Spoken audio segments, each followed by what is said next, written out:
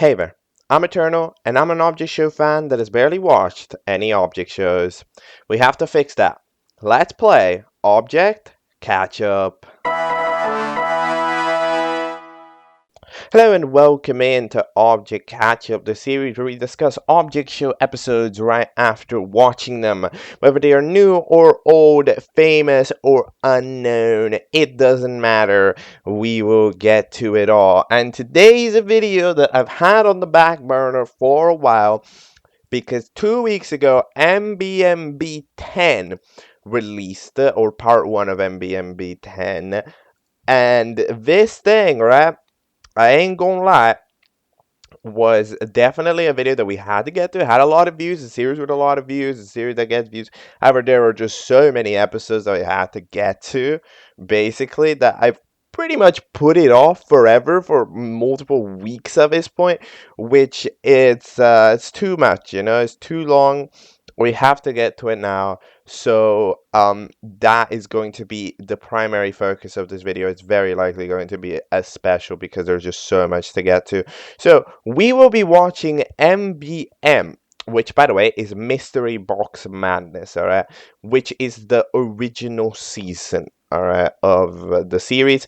Because to get to the second season, which is Mystery Box Madness better, we have to get past the Mystery Box Madness original, which is going to be a lot of episodes. So we are going to be watching them, discussing them. I'm probably not going to spend way too long discussing MBM episodes. I'm probably just going to do what is baseline, which is roughly how long the episode lasts. Probably not too much extra.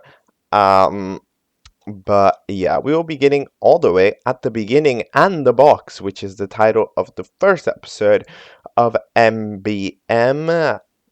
It was uploaded 5 years ago, so yeah, that'll be interesting to find out. Let's play it, watch it, and then we'll start this whole saga. All right, probably not going to be taking a look at any requests or any updates from other shows because it'll just take a while with how much MBM we have to take a look at. All right, let's go.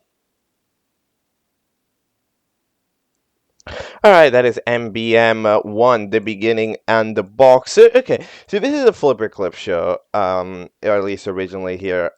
Through and through, very flipper clip. It takes advantages of some of the thing that flipper clip animators tend to be able to do better, which is, the capability of certain styles of movements that, animating in other programs tends to find complicated. Like, for example, how when we threw the freaking ring fella, then we ended up flipping them on their side and throwing them, that kind of stuff. That's just a bit complicated to do with some other things. Here becomes rather possible.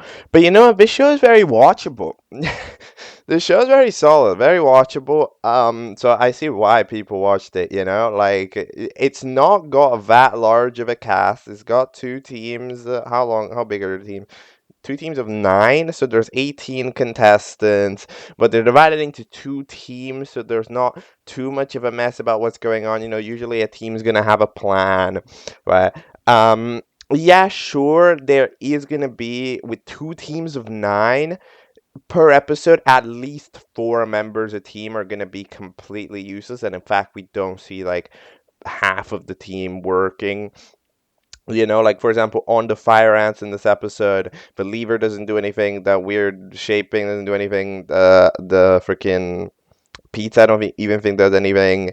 On the fireflies, like the bottle cap doesn't really do anything. The hat doesn't do anything. That post ball doesn't really do anything. So we end up focusing on a couple of characters while the others are absolutely cooked.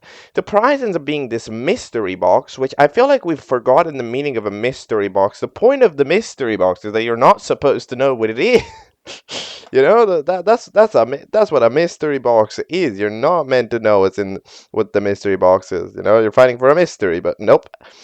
We know what it does because it allows you to go into a random good dream every month, and the mystery box can grant its owner 3 wishes as well per year. Which, you know what? That's a pretty good prize. For once, an object show having a prize that's actually, desirable, like for real. Honestly, I don't thought I'd ever see the day. I mean, there is a warning scribbled out there, but I don't really know what it says. I think I see a Y over there, maybe a U, maybe a couple of U's actually, maybe an O at the end, but it's kind of impossible to read it because it's been scribbled out pretty successfully.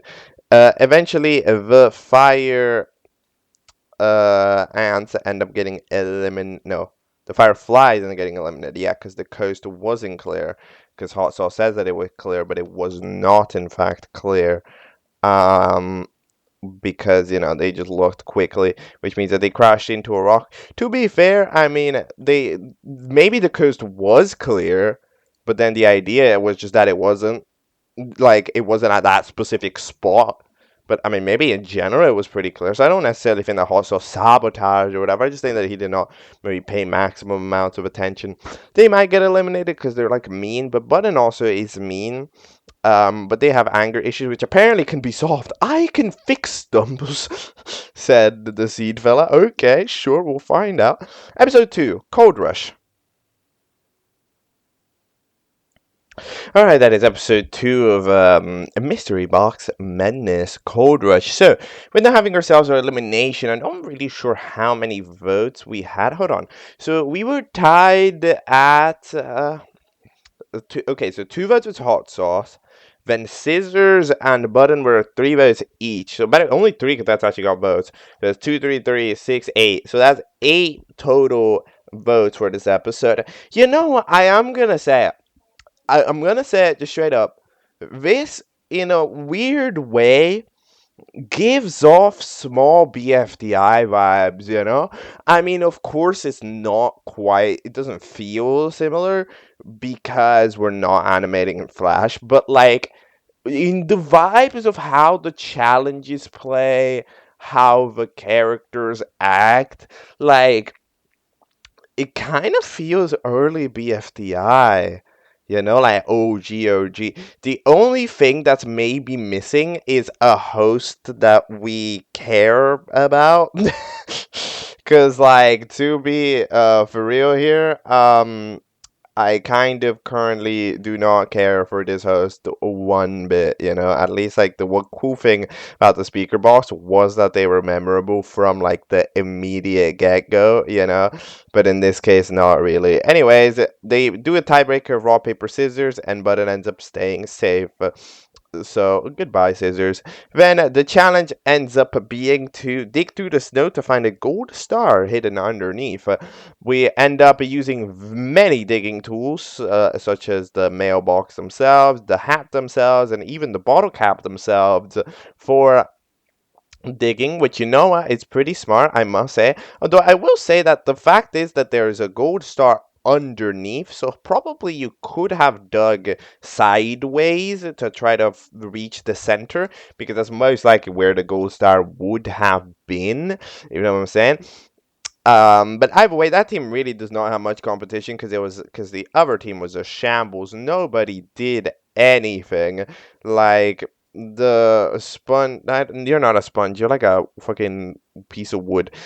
ends up ends up being the only one who tried to get their team to direct, but it didn't really work. Well, somebody started licking the snow. It was a global disaster from that team. And yeah, I don't think that team's very strong. We have seen very few people from that team actually act. Like the thing about the fireflies in that first challenge is that they overthought the challenge actually, because like if they just had done everything safely, they probably would have won. But like in general, yeah, I'll be curious to see if they end up getting things right here in the following challenges. All right, episode 3 is titled Having a Blast. Let's go. Alright, so it's episode 3, which is Having a Blast. So, at the beginning here, we have a scene of the freaking team trying to figure out a team leader. Because, yeah, that team's a shambles, so if they can find somebody that's gonna lead the team, yeah, that would be good. We end up having the elimination. So, apparently we have 9 votes, which is less than last time. Wait, am I dumb? Is it just me? Because I swear, you remember, I counted that there was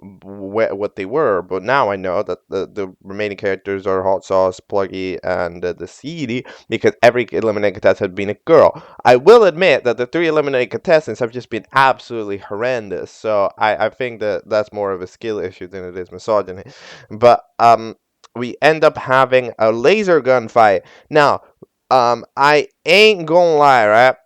Okay, this is possibly the most shambolic performance in a challenge that I have that I could possibly imagine. Like genuinely, that was so bad. Like Levery just ends up shooting like half of their own team for being annoying, and then Glovey does the same thing.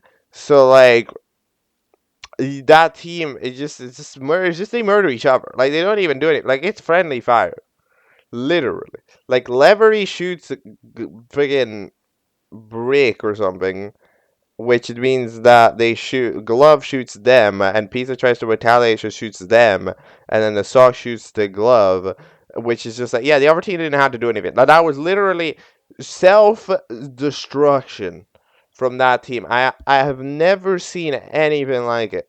That it was proper oof. You know, that was an oof level performance. Who's getting eliminated? I don't know, probably Levery, because they were the one that started this whole mess. It's kind of at the beginning of World War One, you know. Shoot a guy who shoots a guy who shot the guy, and then it's a whole mess, right? So yeah, that's not epic. Longest title yet for episode 5. It is titled "The Hands on the Arms Go Slap Slap Slap." Should I sing it? The arms on the hand, the arms on the hands. No, the hands on the arms go slap slap slap slap slap slap. Yeah, that's fun. Okay, let's go. All right, I just watched episode 5. You know, I actually find the way that they promoted the friggin' tier list that's kind of fun.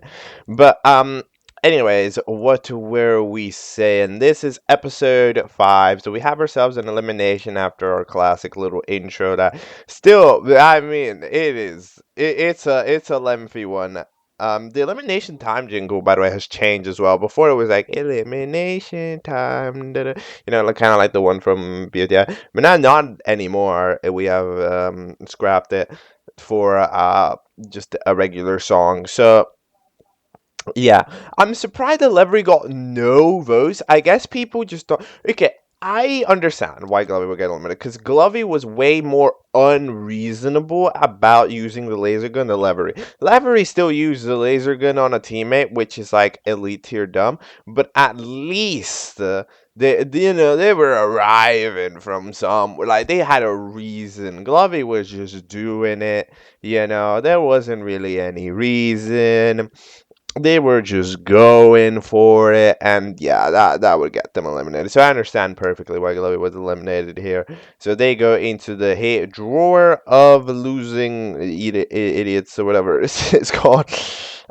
Challenge: escape the room. This time, for once, the fire ants actually end up surviving because they don't just collapse. So honestly, is this the first time that we get to see the voting screen for this other team? And I think it is, because I was pointing out, like, I don't think I ever saw this hot sauce one where the hot sauce like off the screen. So like, yeah. And I must say, maybe whoever's on the bottom left corner is done dirty because, there's the Flipper Clip logo there. So, like, Mailbox, you just don't see Mailbox's face. Like, Mailbox's face is just entirely not there. By the way, you might hear background talking. It happens in that time. But yeah, yet again, this is another case of the team just absolutely self-destructing. Like, these teams have about as much coordination as a fucking potato. Like, they do not have plans. They do not coordinate. They are bad. Like, as far as teams are concerned, on an analytical standpoint, they are both very poor teams, alright? So far, the Fire Ants have been poorer, but in this case, I mean, you see how the team is literally just fucking slapping each other all the time. right? Like it's literally self-sabotage. They don't work out their differences to ever find a solution. And the only time that a plan is made, like for example, on the other team that ends up being safe, is when they're not informed. I'm sure if they told Plank the plan, Plank wouldn't agree to the fucking plan. Right? The only reason that that team ever does anything is because we're not giving the entire information in the plan. We're doing like half the team is knowing what to do, and then we're just rooting the other people into it despite having no idea what's going on, right? So like that team, so like in general, it is just yeah, it is a shambles. Nobody on the show is smart. Like the amount of IQ points is so unbelievably low. But hey, that's what makes it fun, you know? I mean, have you seen teams in BFDI? Those were also hilariously dumb. Both of them, you know? They did it. Squashy grapes or squishy cherries. Which one was worse than the other? It was impossible to tell. And hey, Hostels got slapped and didn't mind. So that's kind of interesting. Yeah, is this tier list still work? Just because I'm curious. This tier list does still work. I mean, I'm not gonna make it, but you can still make it because it still exists. So go to MBM5 and make it. I wonder if it has a new version. I don't know. We'll have to find out. Let's head into episode 6, which is titled "The Press of a Button." Let's go. Alright, I just watched episode 6. I'm not even gonna lie, the end quotes are gold. So, we end up having ourselves an introduction where, yeah, you know, Mr. Hat is eating food. Somehow, they don't eat the food, they absorb the food into their soul. That's what they do. But we end up having ourselves a cool little intro. You know what? Maybe I get used to it. Do dum do dum do dum bum ba dum dum dum bo dum bum do dum dum bum bo dum dum ba dum dum bum do. You know, I'm getting used to it. I can vibe with it. You know, I can vibe. Then we have ourselves the elimination with the hit other team. It ends up being a debate between between Mr. Hat and Pluggy, which ended up debating because Mr. Hat didn't do anything ever. They're a non-speaking contestant that has never really been written into an episode to do anything interesting except this one. Um, but still, Pluggy by just overall being kind of weird with the freaking Frisbee's your name. With Frisbee ends up getting out. That makes sense. And another girl goes out the window into the elimination chamber. I'm not gonna lie. Okay, look, you should have made your girl contestants like smarter. They're so bad. They're just horrendous. Like, have you looked at them? Like, okay, sure, we've had like 4 out of 5 eliminations that we had a girl character, but like, bro, look at them. They've not done anything right.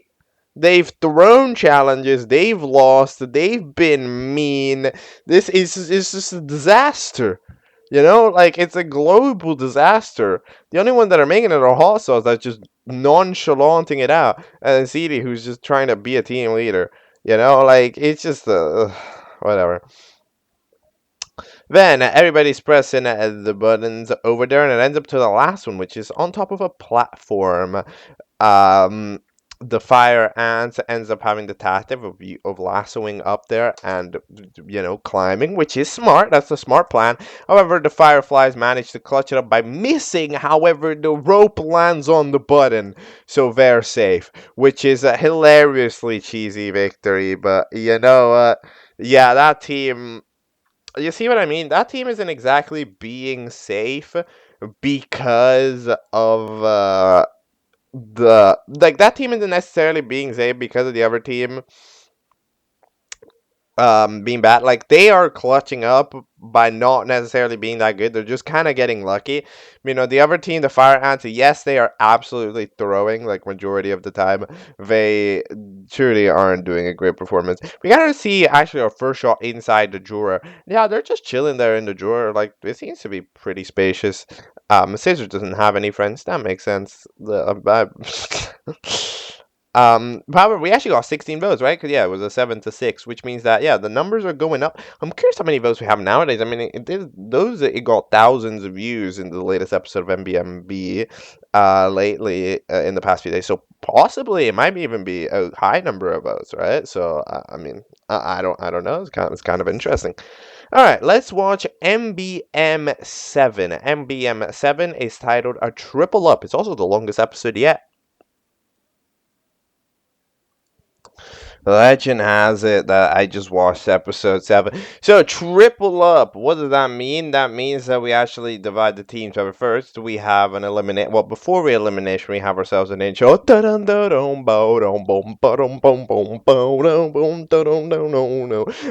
is getting in my brain.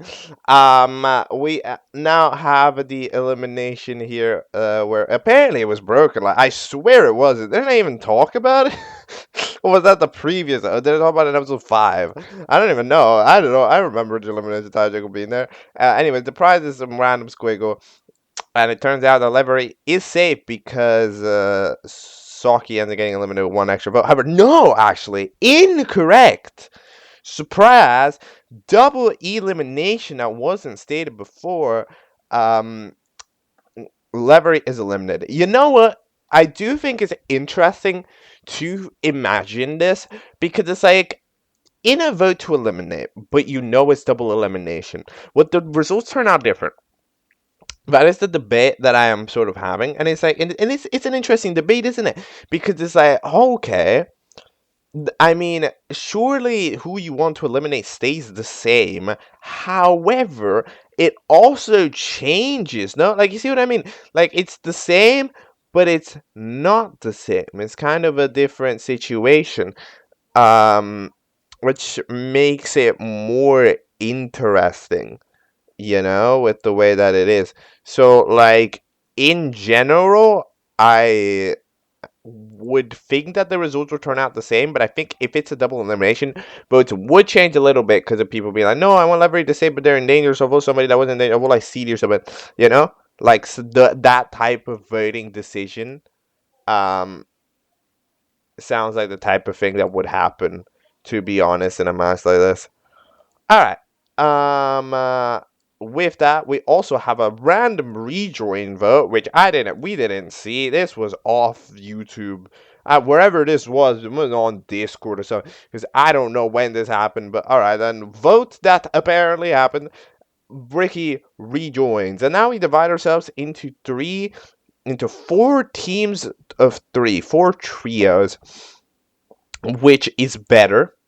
I think probably at this stage it is better because the episodes they're long enough to where they can have interactions. However, when you have the teams barely do anything. Like half the teams barely do anything. So in this case, I actually do enjoy it because that means that each trio, you roughly gonna have at least 2 people per trio. So then 1 person isn't useful per team, right? Which is pretty solid. So our trios end up being the fucking team helpers because they're helping Frisbee become more independent with CD and Stick. Stick has been completely irrelevant, so at least they're doing something. They have an attitude now. I am a bit surprised that CD wasn't doing the whole the merge alliance with the girls. So I'm surprised that she didn't ally with hot sauce. But all right then, Frisbee more independent. Mailbox is sad for like half a second that they didn't um end up with Frisbee, but they immediately went like, okay, then they end up being team. So they partnered with Hot Sauce. What was their team name? Team Hopeless. Oh yeah, they were Team Hopeless. No. Yeah, they were Team Hopeless. They were Team Hopeless because Bottle Cap was very much so struggling. Bottle Cap is so light. Like, surely you could just pick up the fucking, like, Bottle Cap and go up with them, no, if they're struggling. Like, come on. And then there's the team of the Power of Friendship with Marble Pizza and Mr. Hat. Those are just Power of Friendshipping it. And then there's Team Awesome with Planky, Bricky, who really likes Planky, and then the button, which is just last one picked dodgeball. So yeah, Team Awesome, however, does get there rather quickly. They all did their job. They all knew what to do, and they all did it. I guess there's less of a chance for a team to sabotage each other itself, which is how the teams have been losing if there's just less people to sabotage within each team. Team power of friendship just teleports up there because of the power of friendship. Then eventually, right as the team is coming in, the frisbee does an omega launch up to the sky and manages to make it before a bottle cap does, which means that bottle cap and also, I guess, do, which means that the other two. I'll be curious to see if this independent works. Currently, in the way that this episode was written, it does seem like they want the independence arc here of Frisbee to actually function. Like Frisbee will actually become more independent. I do think that so far, but we'll have to see. For the eliminated. For the team up for UFE, Bottle Cap's the one who failed the most. Hot Sauce was just kind of waiting. So Bottle Cap gets out, I think. Nah, I don't know. Hot Sauce could get out because they just say whatever at this point. They haven't said another word for like multiple episodes now. So, all right. Episode 8. Quite the workout. Okay, that is episode 8. So, we have an interesting little plot at the beginning. So, Button apparently wants to apologize to the bottle cap for being mean, because, they're not mean anymore, or at least I don't necessarily think that they're mean anymore. They haven't showed up in a couple of episodes, which means they technically haven't been mean. So, yeah, we have ourselves an elimination where bottle cap, fortunately for the Button doesn't get eliminated. Hot Sauce gets eliminated. Yeah, look, the thing about acting nonchalant is that you can do that. Like, this type of character can work, but at a certain point. Like, you have to not care while caring. You have to act like you don't care, but then care in your actions. Hot Sauce is like, they don't care in their words, but they also don't care in their actions, which just means that they're nothing. Like it's just nothing character. So yeah, it just becomes a little bit complicated, isn't it? So yeah, goodbye. But I'm glad to see that the total vote count definitely increased. Whatever. Let's head into the challenge. Actually, first, Pizza has magically found a device that puts Mr. Hat's thoughts into words, which is a little bit of a it's a thing of a haunting possibilities, because like when you imagine, right, that everybody has had this perception of Mr. Hat the whole time, and now we can hear Mr. Hat thinking, and it's gonna be like, hold on, you don't like me or something like that, then it can become quite a doozy. I'll be curious. There's a lot of interesting things you can do with a device like that,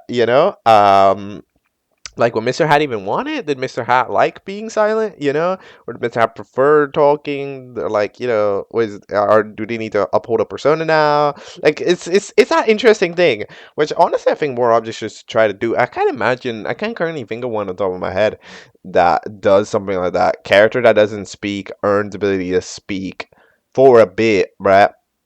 Based on what they do. I don't know. There was maybe one, but like it's a relatively unique concept. I don't mind it at all. I think it's actually rather fun. The tier list is still linked to the description, by the way, which is pretty fun. You have a social distancing joke, by the way, which is that's a sign of the times. I think all of these videos were uploaded in 2020. And they in fact are 2020. Then, the challenge. Crank a lever which lifts up a rope which has a brick on it, which eventually would hit a bell which rings the bell. Interesting architecture for sure. But eventually the teams discover that like, the only team that actually tries to crank it properly is Team Friendship. They try to use the power of friendship. But unfortunately, the power of friendship doesn't lead the smartness of friendship, because the other team tried to invent other solutions and it worked. Frisbee found a solution that if you stand on it, somehow you don't fall off and the crank goes super fast, which is true. It would go super fast. It's kind of like how it would be in a bicycle, right? Like that type of pedal. But it'd be weird because you would definitely fall off. But okay, if it works, it works. Ends up landing it. Then also, Mailbox does the same thing, even if they're on the other team. We're helping each other out. Door progressively his ears hurt more and more because like the teams that are hitting it with such power. They're hitting with they have a lot of strength in the hits, and then eventually Bricky ends up charging their power, and they absolutely fucking go off, bro. They use so much power that Door actually dies. Door is dead. Oh no. And then the outro plays, which is crazy. The outro has nobody speaking. Like, you just hopefully know what to do. But yeah, Door's not there. I kind of love these when stuff like this happens though. It's always fun when um we do this type of thing because yeah.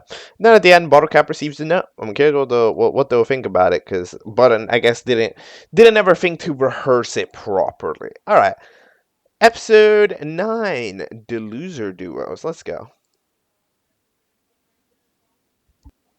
All right, that is episode 9, the loser duo. So, we have ourselves the little interaction between Button and Bottle Cap here at the beginning of the episode, because of course, Button gave in a formal request of friendship to Button, like, "Hello, I am writing this letter to you to request your friendship." And Bottle Cap goes, "I mean, nah, I can't." So not yet, at least. But then we have ourselves an elimination after, of course, our lovely little intro. Dun, dun, dun, dun. Then we have that team up for Elam. Eliminated ends up being Mr. Hat on a tiebreaker because they tied, but Mr. Hat's votes arrived earlier, so they count more. But that's not good. That's not great. I don't like that. I don't like that tie-breaking measure. I don't think that's a good tie-breaking measure. I think that's actually rather poor. I ain't gonna lie. Are we really? Really, bro? What a voice crack. Nah. Ain't no way that we're actually doing timeline of votes matter. Okay, well, that's crazy. Wait, goodbye, Mr. Hat. Gets freaking the aliens in there. And then we have ourselves the final 10, which means it's not merge time yet. Indeed, one duo, and then, okay, because duos competing would be kind of dumb, so that makes sense. So that means that we're now having 2 teams of 5, and each of the winning teams gets to pick one of the duos to pick. So pretty much the first person who picks, the other one gets the other. Like, there's not too big of a sample size. Eventually, freaking wants to pick a team. However, Frisbee wants to pick the mailbox team. However, they don't actually do it in time. They don't do it in time. So that means that because Planky just goes too fast. No, Button goes faster because they wanted Bottle Cap. So that means that Frisbee ends up getting the power of friendship duo, which not great because now Frisbee has made Sticky mad at them, doesn't even have the team they want, and then it ends up being quite a rather chaos. So that team's is in a tough situation. Challenge is to throw at the target. If you throw correctly, you pass. We skip pretty much everybody doing it, and then the final person is Pizza on one team and Bottle Cap on the other. Bottle Cap is struggling because they're just not very good. Remember Bottle Cap in the climbing challenge? Bottle Cap it just kind of struggles, at any type of challenge that requires physical activity of any kind. Pizza just hilarious, so sad because the friendship has broken apart. It's broken. It's not there anymore. So then they try to rile up, like, yeah, you can do this. You gotta do it for Mr. Hat. So in fact, they throw, but they miss completely. And at that point, Bottle Cap had already had enough tries to land it. So the freaking power of Friendship Express ends up failing this time. The freaking helpers, the friend helpers, yeah, they're up for elimination. Who gets eliminated here? I don't know, because technically, okay, Pizza lost the challenge, okay, and was mean by revoking Mr. Hath's speaking privileges before they got eliminated. Sticky was, I think, is overall pretty mean to Frisbee, in general with the whole independence thing. However, there was a Frisbee crash out, so there's enough. So there's a good chunk of like reasons for people to get eliminated. I'm predicting pizza because pizza proper like kind of through in the challenge, and it's just sappy. So I wouldn't expect them to be safe. But like, I mean, I guess they could be safe, maybe, but I'm kind of doubting it. And the only player I'd definitely say for Marble and City, Marble hasn't actually done anything wrong in like a million years. What did they do wrong? They don't ever do anything wrong. Now heading into the post-credit scene, we have Saki ends up just being very pissed at being in there, and I'm gonna get out, and they're gonna try to get out. Will they get out? Maybe. I feel like it might be a thing that happens, to be honest, because we are roughly in rejoin territory. Although there has already been a rejoin in the show in the random vote that we didn't get to see, that the mysterious vote that we didn't get to see. So yeah, it was kind of weird, but I guess it is but how it is. All right, let's talk about 10A. Ooh, A and B episodes. Okay, all right, that's interesting. 10A, get your head out of the clouds. All right, that is episode 10A of Mystery Box Madness. So, we first have ourselves, a debate here between CD and Sticky because, CD wants to apologize to Frisbee. Actually, CD did apologize to Frisbee, and Sticky, who's all stubborn, like, you gotta earn it, you gotta be more independent, ends up, not really apologizing either. CD tries to get him to do it, but they just kind of really don't want to. For some reason, there is this consistent theme that is transpiring of playing checkers. I must admit, we are playing check. We have mentioned checkers more time than on average for an object show. I feel like object shows usually mention checkers 0 times. In this show, we mentioned checkers like, what, 3 times already? So that's a interesting random thing that keeps getting mentioned. I feel like the creator might play checkers, but then yeah, first we end up just walking away, and then we have ourselves elimination time with a new jingle that looks like a Nintendo Switch. We end up having pretty much everybody safe. They turn blue. Everybody turns blue. Marble, it ends up being a blue marble, blue frisbee, blue pizza, and a blue seed, which means that Sticky ends up getting out with 4 votes, which isn't actually that many. So I feel like the voting counts should have theoretically gone down by quite a bit, right? Because I don't know where it peaked. Did it peak on 16? It peaked roughly around then, and then it dipped itself back down a little bit because it got limited with 4 votes. Probably means like, what, if you maybe 4, and then you had 3, maybe like 10 votes total, right? So yeah, eventually over on the dowel, which is the drawer, ends up leaving an ultra evil EXE version of Saki, which is like, you're gonna die, and I have destroyed your recovery device, which means that you will lower into the acid forever. Now, we have a little bit of a thing where the challenge ends up being save the door, but for some reason the fucking sock isn't just fucking doing their job.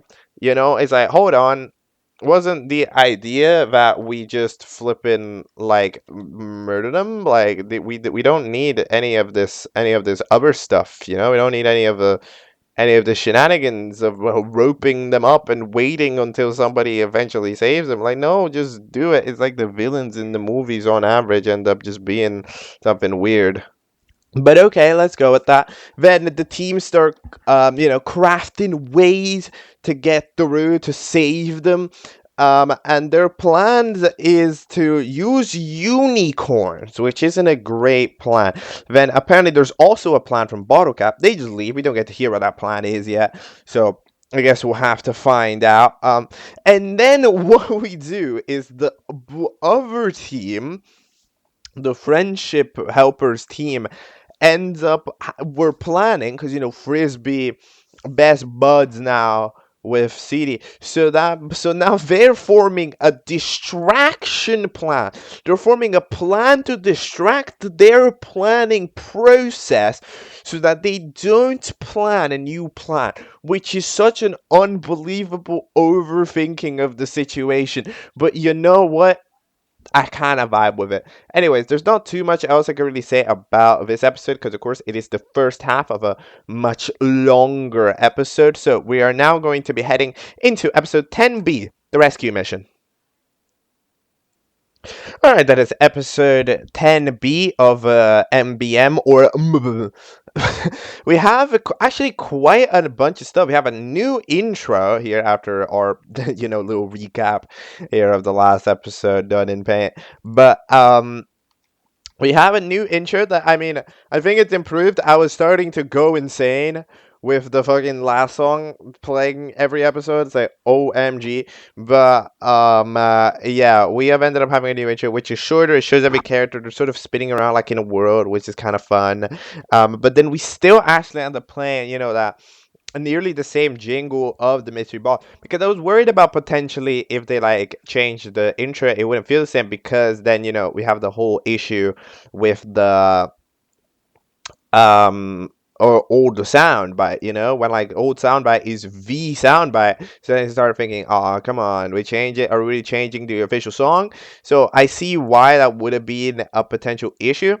However, you know what? It did not end up being one. So, yeah. Then we get our explanation to why Sockfella is not currently interested in lowering them down. It's because the challenge. Oh, the challenge. Oh, I want to wait 15 minutes. Like, no, wait, come on. What? I thought you hated Dora because of the show. Though you didn't like the show. But you do like the show. If you like the show, murder him and then do your own challenge. You'll become the host by de facto. Who else is the host? You'll be the one with the mystery box because the door's dead. Like, this is classic villain shenanigans that are absolutely oof. Like OMG. But okay. Then the teams that go to inventing CD and Frisbee, which give me massive fiery and leafy vibes. I don't know what it is about them, but CD just kind of looks like leafy. But I don't. I was like this duo. They low key kind of give me give me fiery and leafy vibes. Like this dynamic really helps settle in this show's like identity to me as a very BFDI-esque show. I remember this like in a way it reminds me, this is in the way that it's kind of lower effort animation, but the challenges are kind of fun and we're kind of doing a bunch of stuff. Like it's giving me those vibes. We get to see their first proper new environment ever since the grasslands, which is this weird poison looking world where the abandoned museum is. Eventually the bad memories start overtaking Frisbee's head, so they start shaking, get out of my head. But don't worry, but we found the sacred plunger. So yeah, fair enough. I mean, hey, it is abandoned. If it wasn't abandoned, then if it was that important, it wouldn't be abandoned, basically. So that makes sense. Then we have the distraction plan. So wait, the distraction plan is for Plank to make Bricky sad, because if you make Bricky sad, it'll be such a it'll just have such a wavelength of shock across the other team that they will stop everything that they are doing to specifically go on and look, check this out, which is crazy. So they do end up doing that successfully. Then afterwards, we end up having our final. So they fly over, and then this rock that the Saki wanted ends up getting thrown into the acid, and then our dumbest villain of all time. This has to be in the top 3 dumbest villains in Object Show history. There are not many villains in Object Show history, like directly, but this one's gotta be one of the dumbest ones. They have somehow managed to make a world record amount of dumb decisions. Like, genuinely, absolutely world record amount of dumb decisions. So they drop themselves into the acid, and Bottle Cap saves door. But actually, no, that's not the real door. That's the fake door. And then the real door gets found by the pizza that wasn't in these episodes at all, because they sneezed their way out of there by being allergic to blueberry. But they landed on a lake, washed up, came back, and found a real door that apparently wasn't that one. What? What in the world? This episode makes no sense. What have I just described, bro? I've just described like something insane. I don't even know what I've just described, bro. That is crooked. Like, I've just, like, wow. But okay, that means that the team of freaking friend helpers, the power, I'm telling you, the power of friendship in this show always wins every time. The power of friendship is so OP. So that means that the other team, which is the homeless, the awesome homelessness, the awesome hopelessness, ends up getting in up for elimination. Who's gonna get out here? My prediction's Plank. I mean, they made Bricky sad. It was a tactic. It was a tactical thing. However, I mean, it was still a tactical thing that was done. So yeah, my presumption is that they're gonna get out here, but I haven't actually been very good at predicting these eliminations. Maybe 4 years ago, voters just voted differently. I don't really know, but yeah. Now, the post-credit scene had the Sock eventually turn back into the regular form and not remember anything, which is interesting. I wonder if it has anything, if this is ever going to be information that matters in other episodes, if other people will be able to turn evil. We'll have to find out. Episode 11, Hiding from Door for 24 Hours. Okay, I have just finished watching episode 11 of MBM. Now, this is actually the longest episode of MBM by, again, some time, as you'll be able to tell by how much I'll be talking about it, and it will be the longest for the next while. But you know, it's for very good reason. So, we end up having the entire episode is not animated in the usual style. It's actually animated in a different style. I'm not sure with what program, I'm not sure how exactly it's being animated, but it's animated differently, and I'm not gonna lie, it's a little jarring sometimes, and it does feel like there were mild switch ups. Like, for that first minute, it felt like the animation software switched a lot of times, but then into the second half of the challenge, the challenge part of the challenge, we ended up sort of evening ourselves back in to a relatively normal. But that intro, for a moment, I thought that this episode was long because it was maybe a map.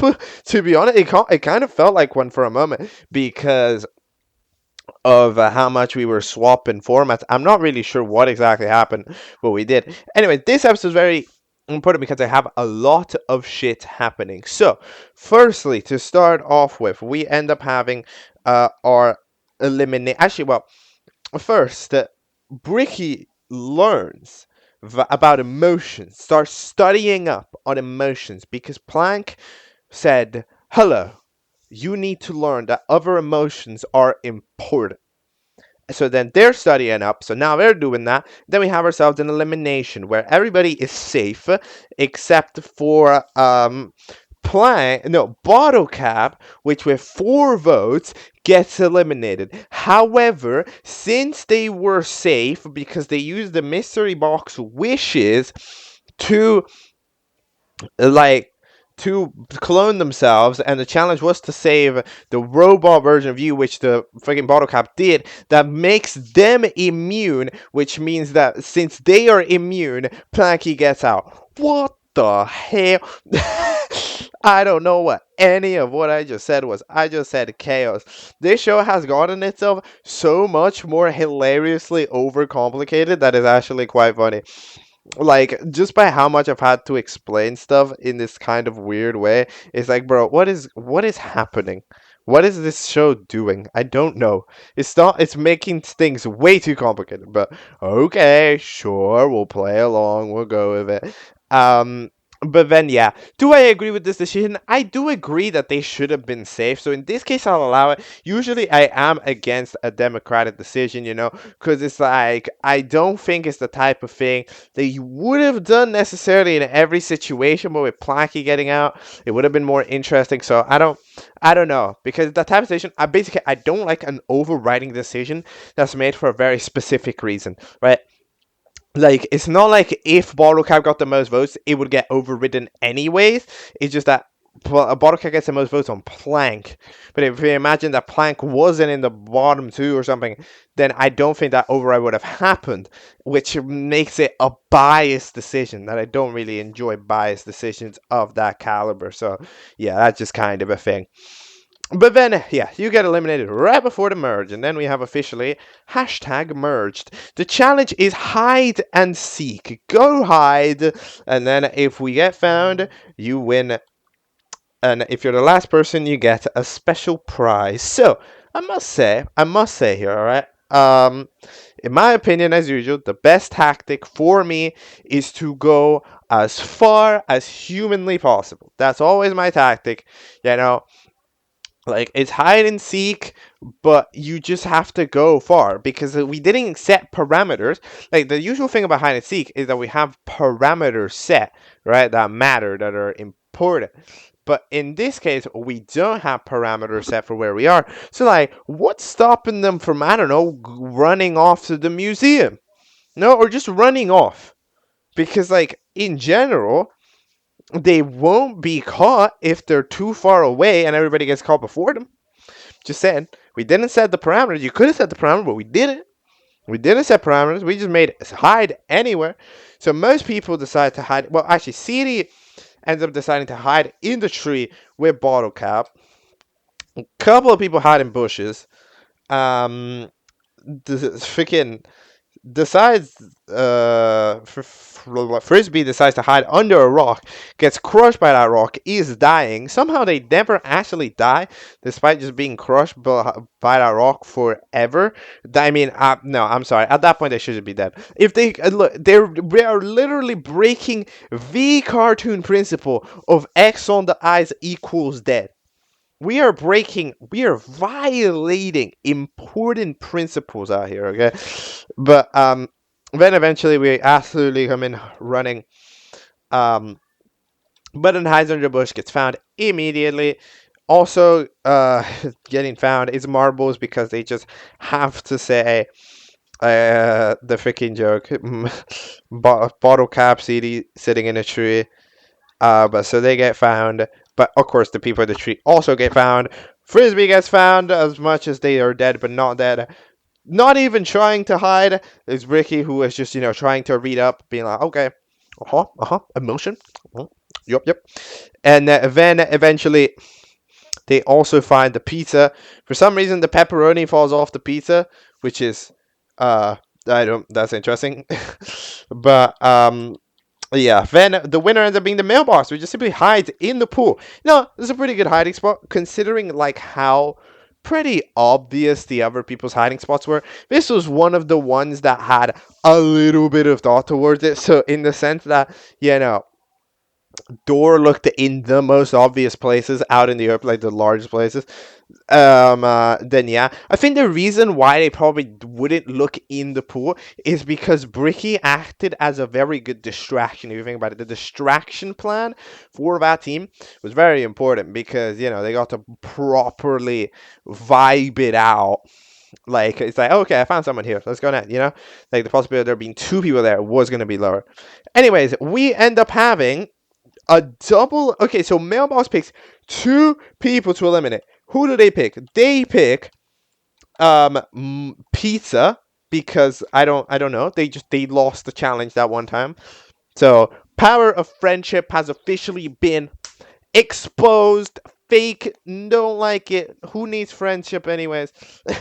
So goodbye to the Power of Friendship Pizza, and also goodbye to Bricky, who ends up deciding to not continue because they want to go back into the elimination, into the Doyle, I think, and show off what they've learned, about emotions, but to Planky. So they want to go in there to say it. Then we have a rejoin, which is Pluggy because they apparently were eliminated due to odds. I have a feeling that what happened is because apparently last episode we said that Frisbee was going to get eliminated, but odds eventually prevented them.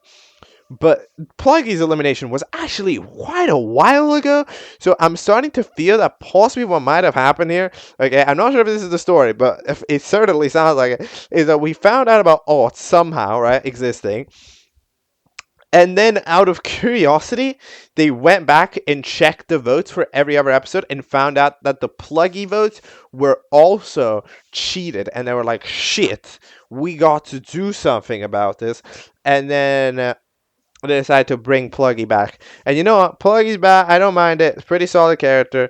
So yeah. And then we have ourselves the recommended characters to join the show. I'm gonna be honest. Out of a debut, okay? Out of a debutante screen, I think that this is one of the best ones that I've actually seen. There's not too many characters in it. There's 6 characters. But that allows them to actually, like, I can see the dog collar. I get what the dog collar is in. They have a lot of pets. I see the Rubik's Cube. They're cute.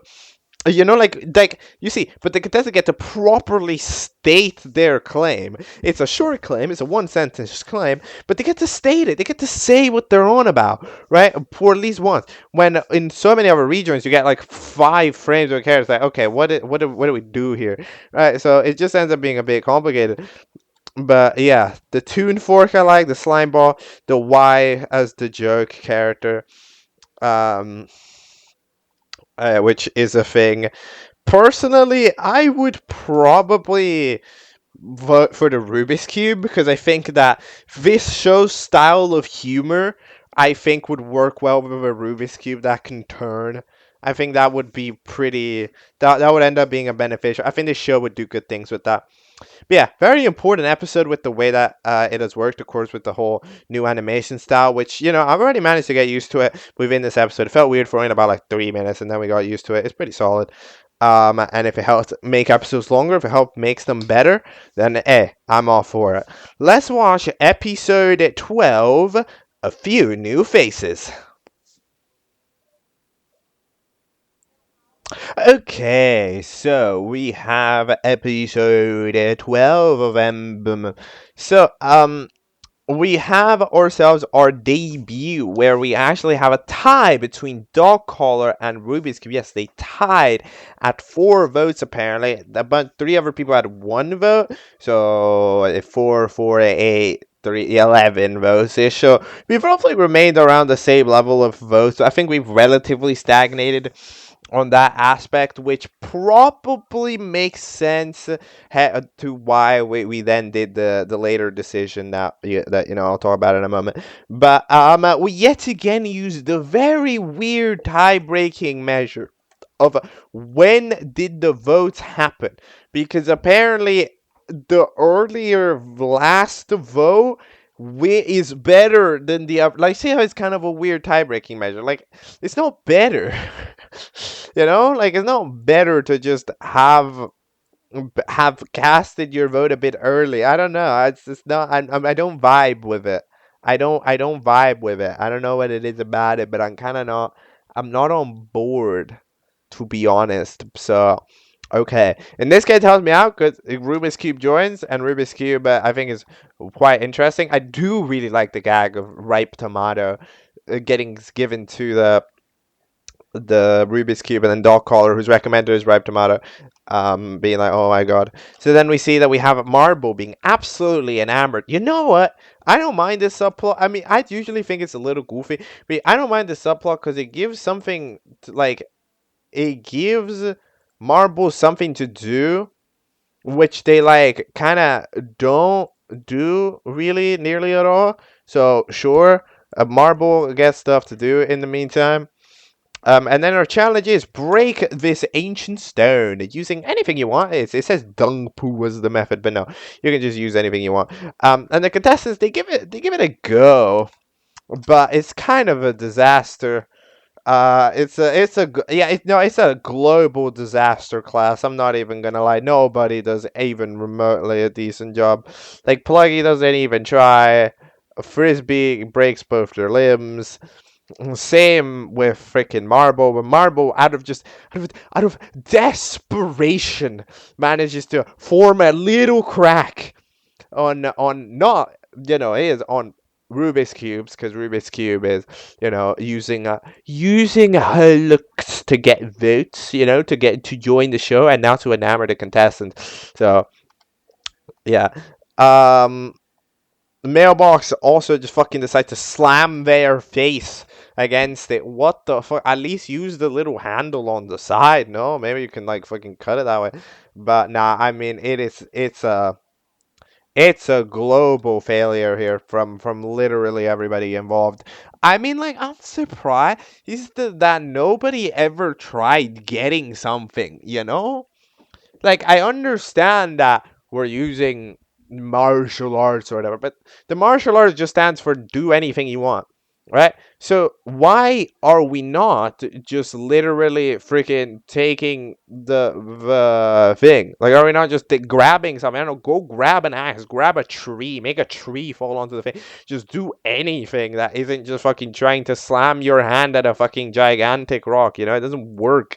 That's not a tactic that functions, but okay, then I guess. All right. Then we eventually head ourselves into contestant voting. Yes, contestant voting rather than viewer voting, which I think makes sense.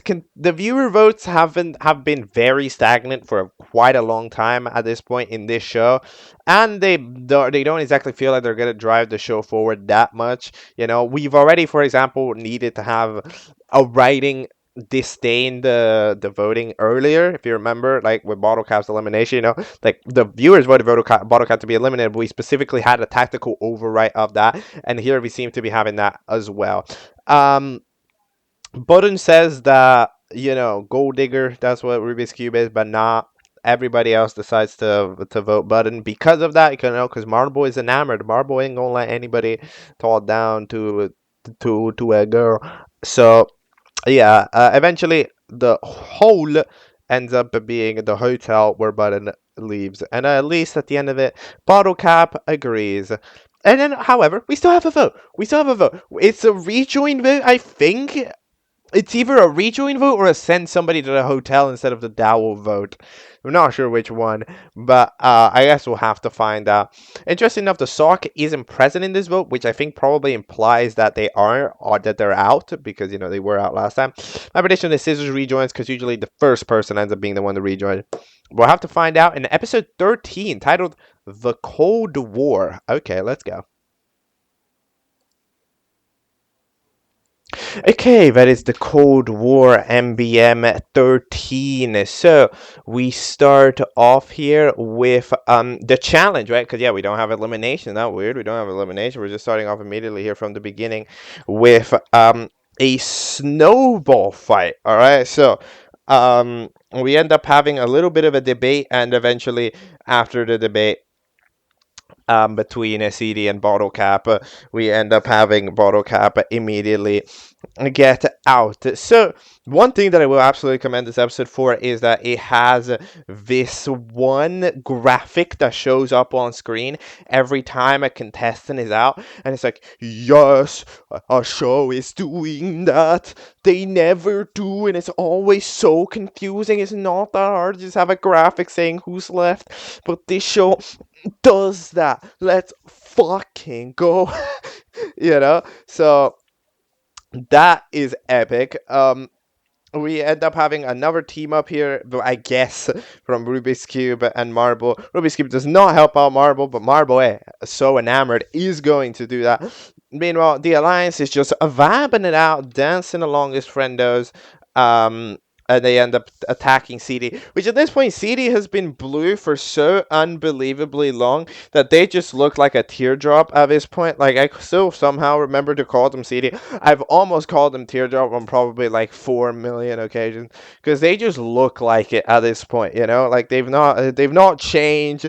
They've remained this sort of style. So, it's kind of been this thing that has been happening. So yeah, that makes sense. That happens. And then by trying to make a snow angel, we have a freaking frisbee out, because yeah, that makes perfect sense. Because I was wondering about this, because the rules did specifically state that you don't fall on the floor, but this implies that you can just be on the floor at any moment, and and it doesn't count. It just does not count. So okay, that's like a thing, I guess. So yeah, eventually Marble gets the snowball down, and oh my god, we get the funniest piece of lore of all time. Hold on. So, you were made by the Object King, whatever the fuck that is, to be in this show in specific, because the show is sponsored by the literal Object King. What does that mean? And the recommended characters are fucking show are freaking, I don't even know what they do. So Door exists, his show is popular, and then the Object King sponsors the show, and now creates people to be on the show. What the fuck is this lore? This lore doesn't make any sense. No, it's not that it doesn't make sense, it's just that it's so weird in a show that's so unbelievably goofy all the time. Like, you don't expect this type of lore drop, but okay.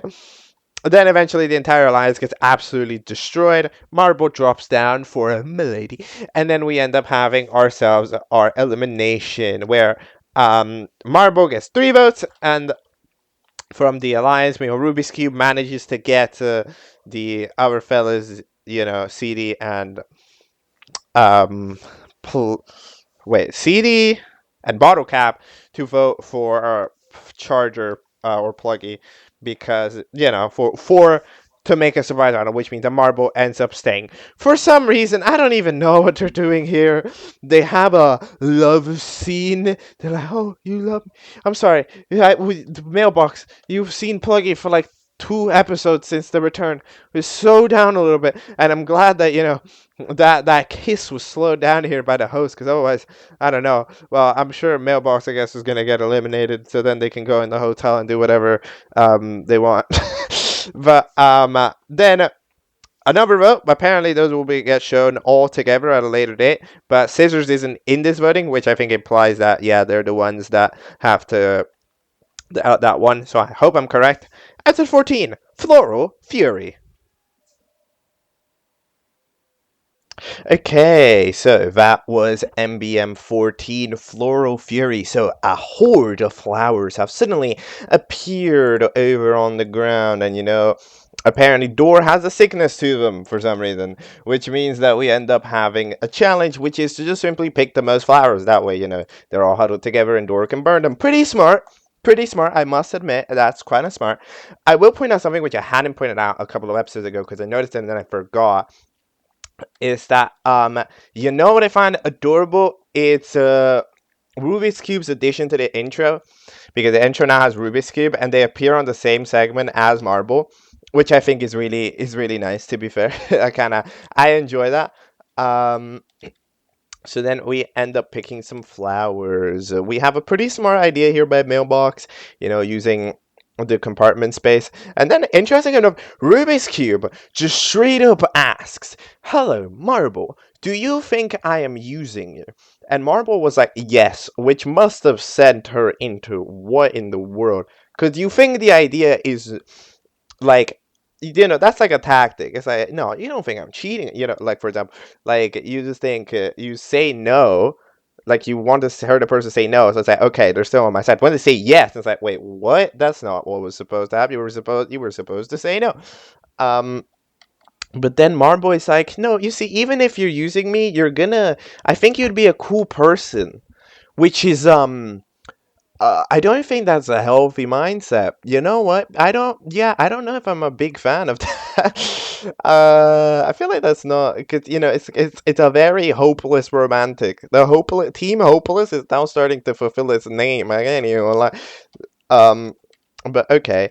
Eventually, all the other teams want to get Rubik's Cube out because they're causing mass havoc in the elimination. So they decide to combine all the flowers together. That way, Rubik's Cube has no possible way of winning, which means that they will be up for Elam, and then their majority ends up voting Rubik's Cube out. Makes sense. Easy strategy to think about, but they do in fact think about it and correctly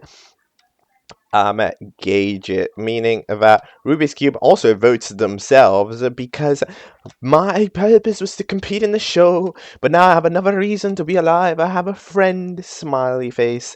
So they proceed to leave. Goodbye, Rubik's Cube. You did cause some pretty good chaos. Look, as far as returnees go, Rubik's Cube caused the mass havoc and then dipped before they could win. I think that's about as good of a debut as you can possibly have. I think it was fun. I was a fan of this side plot. It was nice to have something a little bit different than how the other contestants are. Because the other contestants, they had like a friendship bond, and the other fellas had like a denied friendship. But this was like more of a one-sided, supporting thing. And I did enjoy this arc. This show has been honestly just an enjoyable watch in general. It's been quite nice. It's managed to deliver some solid little pieces here of all of that jazz.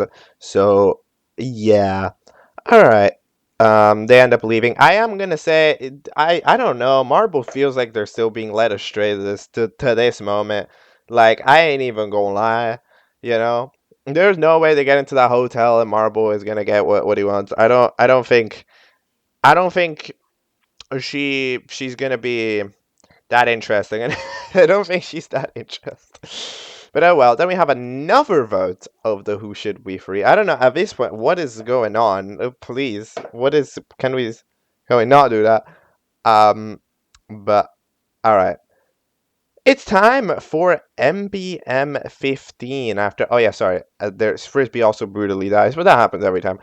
MBM 15, obliterate the obvious. Let's go. All right, that was the third. No, the third. That was the 15th episode of MBMB. And apparently the challenge here for this episode is a game that was done in third grade by door. I'm gonna be honest. When somebody says something like that, I immediately think, nah, that's a real story. I immediately like, nah, nope, that probably happened. That's probably real. Like, come on, why wouldn't it be real? That's so real that it is transcending the realities. It's like, come on, that definitely happened. So, list three things or in a category. If they're not the top three most obvious things, as is listed by the host, you end up being safe. Basically, don't say the obvious answers. This is easy if you're saying something very broad, like three fruits, but it can be kind of complicated when you say, for example, as the example that we gave here, three synonyms of easy, right? Like, I'm sure they exist, like simple, whatever, right? But they're gonna be obvious. The only ones that you think of are obvious. Basically, the more total things that you can think of in this challenge makes an easier topic. It's only the narrow things where there's only like a few that you can immediately think of that become complicated. Because it's like, yeah, I mean, how is that gonna work? Like, it's difficult. But most of the time the host is pretty kind with that. Anyways, after that, Marble ends up getting eliminated. Well, actually, first CD ends up on purpose going out to restore her color, which, what, fair enough, especially when we consider that CD isn't really disliked by anybody. There's no viewer voting, so they can't kick her out for directly not trying to participate, and also nobody else really has anything going against her. So that makes perfect sense, to be honest. So yeah. And then Marble goes out next for saying that it was easy. So goodbye, Marble. Then proceeds to Mailbox ends up getting it wrong because they list off the first challenge in the list of challenge, and then when listing off eliminated contestants, Pluggy gets mentioned by Frisbee. Which means that the final surviving contestant is Bottle Cap, who they named Feelings correctly. So they end up being safe. Either way, they weren't exactly a target, which means that we actually have a tie between Frisbee and Marble at 2 votes each. Everybody recast their votes, and we have Frisbee getting eliminated. I'd say relatively surprisingly, but if you think about it, that is usually the tactically best thing to do, because okay, imagine, right? Yeah, it's just you eliminate a stronger competitor when you have something in your hands, right? You were going to eliminate your stronger competitor unless it's going to put you in direct and immediate worsening of your position by social cues, right?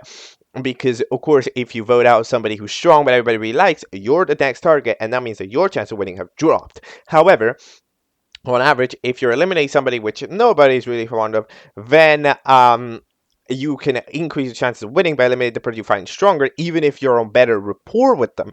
In fact, being on better rapport with them arguably could be better, because if you are friends with them, they understand your decision.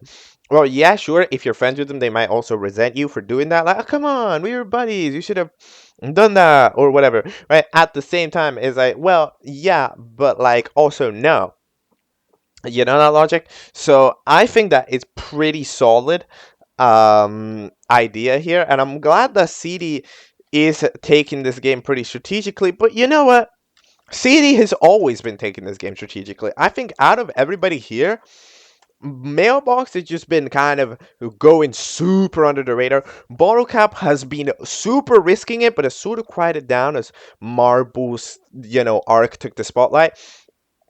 And then Marble themselves are pretty much just residue from the Rubik's Cube arc. Marble themselves are not that strong in solitarily speaking, but now they're solo, so they're just kind of doing residue. They're surviving as much as they can, and in this case, they survive into the final four. So good job. But hey, at least Frisbee gets to meet their big old friendos, and we do get to see Scissors and Hot Sauce inside the hotel, which means that they are in fact coming back. But I don't know, the door slowly, one by one, they are coming back. We're not getting to see it, but apparently they're coming back. So yeah, anyhow, it is now time to go look at episode 16. Got him? Red dot him. Alright, so we have successfully had episode 16 of MBM. At this point, the number of episodes is so large, oh my god. There's so many. Got him, red dot him. So we end up having a sad mailbox because, mailbox doesn't have their friends anymore. You can tell by the fact that they're progressively losing screen time, despite the fact that the total amount of contestants are going down. So they just want to lose. And Bottlecap said, hey, we can be friends, but unfortunately we have the challenge too. Challenge is, originally I thought it was going to be like the color tiles on the floor were like, because red dot, so I thought it was going to be, some of them glue red and then they fall off, that game, color, it has a name, color block. It's like a mini game in Minecraft. It's like a Hypixel mini game, but either way, no, it's actually you stand on a tile platform and lasers are pointed at you. They will shoot after a certain amount of time. Don't get hit. Very simple. And they proceed to dodge them very smartly. However, the mailbox chooses to, take the hit because they want to, lose. They want to be up for elimination. Bottlecap, with their new friend, wants to protect them, and unfortunately, does not. Marble ends up dodging it pretty simply, and then also helps out Mailbox one time. But then no, yeah. In the final two, Mailbox still decides to dodge. To not dodge and just freaking die, which, if that's the goal that they want to do, they want to do. However, this has the weird side effect because CD go accidentally hit one of the things that was targeted towards Mailbox, even though I don't think that makes any sense, at least as far as with their original positioning at the beginning. I mean, I guess, like, yes, CD is to the right of Mailbox, but the thing is, the laser cannot be pointed perfectly horizontal, so there absolutely should be no way that CD gets hit if a freaking shot towards mailbox misses. But oh well, those are animation specifics that, like, who cares? Um, but yeah, Marble ends up heading into the final three somehow, vibing it out. Um, and then we have elimination shenanigans. CD decides that, she's gonna convince Marble and the others to vote Bottle Cap because that is smarter than voting Mailbox, because Mailbox wants to leave anyways and won't exactly make an effort to win the show. See, CD plays this tactically. CD is playing a tactical game out here. Bottle Cap wants to vote CD, but forgets that you need other people to vote CD as well. So it ends up being a one-man attack that absolutely fails miserably. So Bottlecat gets out until, actually, Mailbox goes like, I'd like to quit. And you know what? You can do that. Apparently, it's possible to quit. So Mailbox chooses to quit because that's what they've been trying to do this whole time. And they get to join their friends, which means that Bottlecap gets to live on another day. Last time for the Dowel to go to the Howl, no idea who's going into the Howl. I'm predicting Planky because they were the first, like, they're the one who arrived into the screen the latest. So, like, and I think they were pretty cool. You can bring them back to Bricky. Apparently, they were going to be the start of episode 18. My presumption is they should probably be around on a winner's vote originally. Like, if you think about it, because, okay, something happens that is weird, basically, because we have a final 3, a challenge, maybe heading into a final 2, episode 18, and maybe it would be a winning vote, and then 19, like 18 would be the finale, theoretically, but no, because we end up having 20 episodes. It means that there's an overdue of episodes. It means something goes wrong, so I don't really know what to expect, but all I know is that something goes wrong, to be honest, out here. But yeah, my opinion is Palanki probably gets in. And I'm predicting that the people who got into the Howl vote the winner at the end of it for, whoever they liked more. And then we have ourselves our final 3. Quick little final 3 rundown. Bottle Cap, pretty much just the person you never expect to make it, because they're like the person that makes sense that they made it out, like, very strong resilience in a way. They're always very nearby to getting eliminated, but they don't. CD is a tactician, absolutely metagaming this to its extreme, deserves to win. Nobody dislikes her, and she's very tactical. It's just smart. And then Marble is the goofball, somehow making it either by weird associations or other ways, but just kind of making it out when nobody really expects them to. So it's a cool final 3. I honestly enjoy the way this final 3 was written. Episode 17, still in interview. Okay. Alright, that was episode 17, the maximum filler episode. I don't think I've ever seen more filler in my life. So we have a still in interview where we interview the other contestants, so Bottle Cap, CD, and Marble. I must admit, as far as entertainment value, right? Entertainment value. I have a mild feeling that yeah, this might not be the best cast, because CD, for as much as I appreciate CD a lot for being very tactical, very strategical, and very good in terms of the show, they're not that interesting. They're not actually that interesting. They're somewhat boring. So yeah, they're not actually that interesting to listen to. For these questions, but yeah, we end up having our prize, which is a sandwich that is so bad that it costs $6. But yeah, this episode, honestly, before now I wasn't too sure, but I think from this episode, my eyes, because I believe that the eliminated contestants at the Huyu will be the ones voting on a winner. That's my opinion. Is that this feels like the setup to Marble. Marble's probably winning the show because we have talked these 3. We have had such an unbelievable focus on, for even the past few episodes, on Bottle Cap and on CD, going like, we brought Marble into this final 3 because they're not gonna win. They literally cannot win. It is they won't win.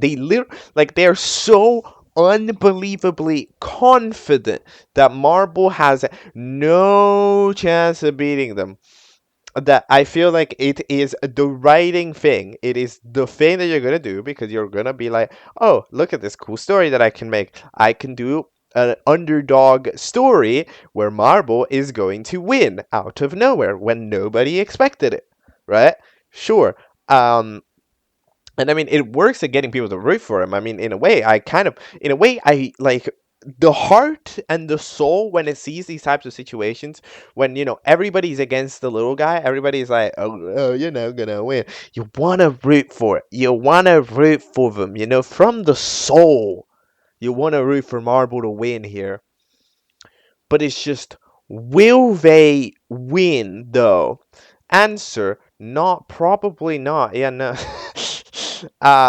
Like, objectively speaking, CD absolutely has this. I mean, compared to Bottle Cap has had a few good challenges, but Bottle Cap, especially in the mid-season, was thrower 7,000. They are not good, right? Like, they're way worse, more consistently than CD is. So CD absolutely arriving into this final three as a massive favorite here to win in my eyes, because, like, as they are saying, the Marble is truly not a very strong competitor. However, Bottle Cap is just noticeably weaker at most things than CD is. Just doesn't think as much, has mostly been a follower to CD's plans. Like, you can tell, for example, that episode where CD got voted on by Bottle Cap. It's like, what are you doing?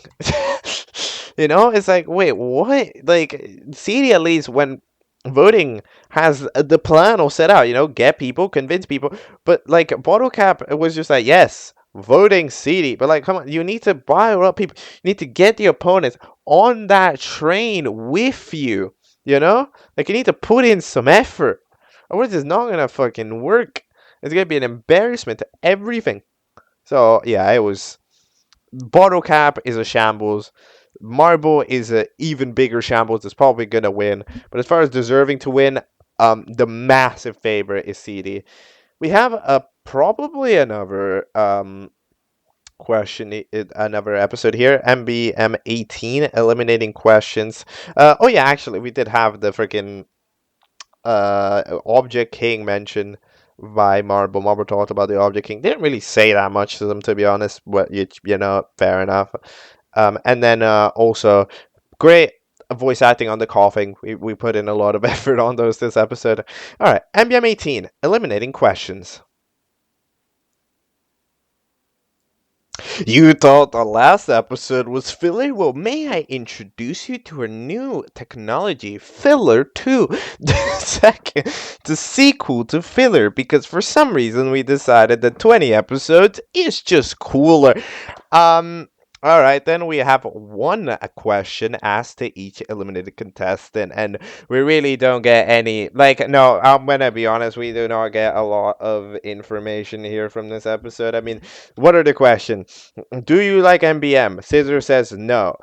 Am I cool? Asks the freaking raw fella. No. Okay, cool. Glovey goes like, what was your favorite part of the show? Yeah, that one time I got eliminated. Okay, alright. Then, Levery, why do you hate CD? Because she hated me. Like, these questions are not exactly giving us a lot of intel or information, but at the same time, they're not really that funny. So it's kind of like, what in the world? Okay. Then we have hot sauce. The only one where no, sorry, the only one where we actually get some sort of new thing is with hot sauce, because they specifically pressure door to ask a question hot sauce can't respond to. And in fact, yeah, hot sauce does respond to, saying to don't lick me to the other fella. And yeah, they just feel whatever, that's how it works. Button made friends. We know about that. Pluggy, were you happy with their performance? No, that makes sense. They were really poor. They rejoined and somehow still were appeared for like 2 minutes. Rubik's Cube, is your name misspelled? Well, okay. Frisbee, are you stronger? Yes, but also no. Like, she's kind of like, I don't know. I guess Mailbox regrets it. That's new information. I mean, yeah, but yeah, this is unfortunately the most filler of the filler episodes. The most interesting details are honestly in the background. So let's talk about those. Um, at the beginning, there's a couple of hidden messages on the wall here and there. There's a subscribe, there's a hi. And there's also this painting of the Object King, which I think is the first time we get to see the Object King in a illustration that isn't, a low opacity shot like in the memory flashback that we had with Rubik's Cube and flipping marble earlier. So we end up having like that first image looks like a sun, looks like a sun. Maybe it does give, of course, interesting ideas. Like, is the sun itself the king and like they're shining down on Earth? I don't know. Or they're just a person that happens to be a sun? No idea. But it does make some interesting things here. Apparently, there's a picture of the delimitation area in the back. Not a window, just a picture of the area, which fair enough. Um, then we have no. Do we have anything else? We had another message that said like hi, I think, on the background. And yeah, not much else. Then we officially freed the contestants from the dowel here for this final one. Again, my implication still remains that they're all going to be going to the hotel, and then they're going to be voting the winner in episode 20. I think that's what there was happening. 19, narrowed down to 2, final 2, get voted on by episode 20, and we get to see all of the reasonings, and that's why the episode's long. That is my presumption about what's going on, because otherwise, I kind of couldn't tell you. Anyways, time to free the contestants. They will they get freed, and then of course, since they were stuck in a drawer the entire time, as soon as they see the sun, it pretty much blinds them. That makes perfect amounts of sense. I'm not gonna lie. Like, yes, that would happen indeed. Um, and yeah, that's all I've got to say about the stalliest episode ever. Like, oh my god, I don't think I've ever seen more stalling in my life. Episode 19 is called Slow and Steady Wins the Race. Alright then. Alright, that was episode 19 of MBM. Slow and Steady Wins the Race. So, we have a classic little challenge that we do in an object show, truly cementing this as the BFDI of 2020. Do every contest again, except for 3 of them. Because, yeah, that's what they do in BFDI, and it truly is a pretty solid challenge. Hey, remember, it's one of those challenges you can point the finger. But yeah, they are hilariously oversimplified. But yeah, I mean, I was surprised when I looked at the video's runtime, because I was like, I thought that it would take quite long, but you know what? No, it went by pretty smoothly. It never felt rushed in any capacity, so you know what? Fair enough to this challenge. So then we have ourselves the final run. And now they end up all very close because the first couple of challenges are hilariously easy.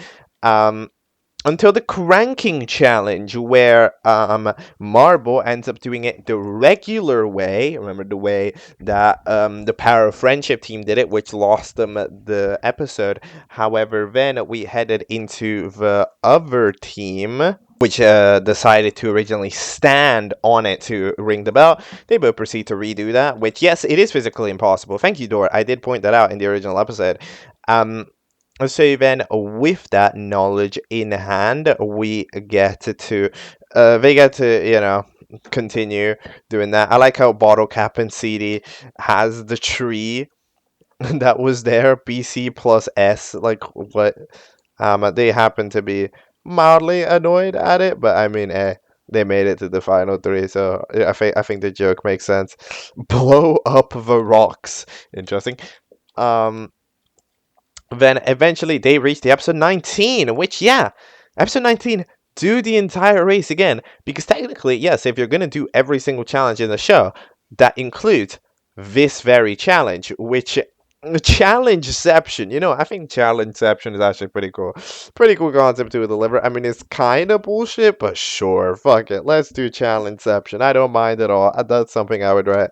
Um, you don't have to actually do the challenges themselves again because, they're already done. However, you just have to go around again. So they're trying to, pick up the energy to do that. But in the meantime, you know who finishes? Marble. And then V Turtle from Slow and Steady wins the race. The famous one. The one that went slow and steady and won the race was like, you have carried on my legacy, so you get Super Saiyan mode. Like, they literally go super. So then they speed past everything and make it to the finish. However, unfortunately, alongside their super speed, they accidentally bring along the other competitor. Like, they push them through the entire gauntlet as well, which means that they end up tied when the speed runs off right there on the final hill, where at the bottom there is the finish line, which causes some pretty hype situation. CD immediately starts running off towards the finish line. Meanwhile, the marble and the bottle cap gets screened out by Button. Remember, you're a circle. You can roll down the hill. And in fact, they do roll down the hill and they make it to the finish line right before CD, which is eliminated. The ultimate tactical mind, losing out on just that little bit of physicality. Look, that is the way that she was going to lose. So if she was ever going to lose, I think that was the way that she was going to do it. So unfortunately, yes, she does indeed lose and become eliminated. I must say, okay, there is one thing I'm going to dare to say though. Why is she so tired? Like, she's running downhill. Fun fact, running downhill is not that tiring. Like, you're going downhill. Like, I've been trying going down a hill. That's actually pretty fucking chill, you know? Like, if you were fine going straight, going downhill, it's like nearly better, you know?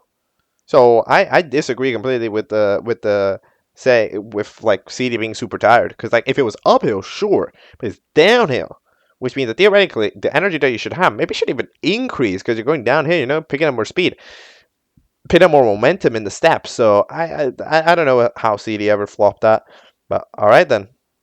MBM 20. It's time for the big old finale. Bottle cap or marble. Who's gonna win? Is it gonna be marble? Yes, it will. I just have a feeling. The ending and the epicness. This video is long, so let's close this off with a bang that gets us into Omega episode territory. Let's go.